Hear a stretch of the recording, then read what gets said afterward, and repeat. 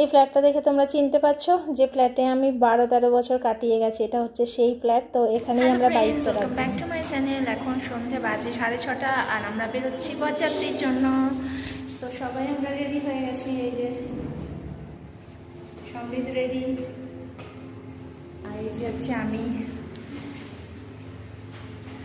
তো এই যে আমি পুরো ফুল লুকটা তোমাদের পরে শেয়ার করব। তো চলো, দেরি হয়ে গেছে, ঠিক আছে? ওখানে বর বেরিয়ে গেছে বোধহয়। আমাদের গাড়িটা একটু পরে ছাড়বে, আগে বরের গাড়ি ছেড়ে যাবে। তো চলো। আমরা এসে দেখলাম যে বর তখনও যায়নি। আমরা ভেবেছিলাম বর 6:30টায় বেরিয়ে যাবে, কারণ তাই হিসাবেই বলা হয়েছিল, কিন্তু এসে দেখলাম যে বর তখনও রেডি হয়নি। তো রেডি হওয়ার পরে আশীর্বাদ পর্ব আছে, অনেক কিছুই আছে, তারপরে কিন্তু বর আগে বেরোলে তারপরে বরযাত্রীর গাড়ি যাবে। তো সেই হিসাবে আমরা এখন ওয়েট করছি। তো এই যে দেখো, বর ওই ভাড়া বাড়িতে চলে এসেছে, আর এখানেই কিন্তু আশীর্বাদের পর্ব চলবে এখন। মানে আশীর্বাদ মানে বিয়ের আগে, বিয়ে করতে যাওয়ার সময় যে বরণটা করতে হয় সেটাই আর কি।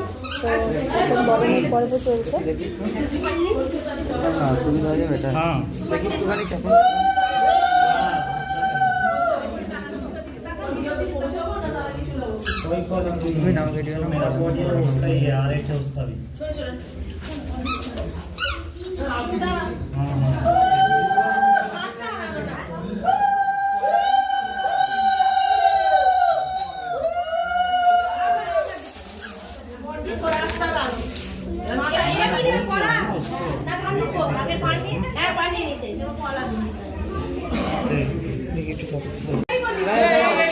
দিন এটা নিতে হবে, দ্বিতীয় বল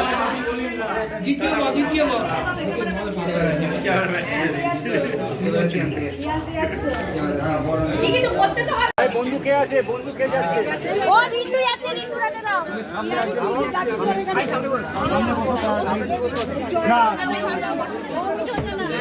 মালাটা ধর।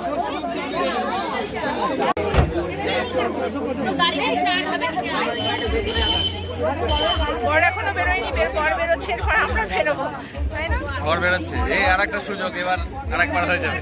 দেখা যাক। পেছনের গাড়িতে আমরা পুরোনো জিনিসের সুযোগ কেন, নতুন সুযোগ নেবো। নতুন নতুন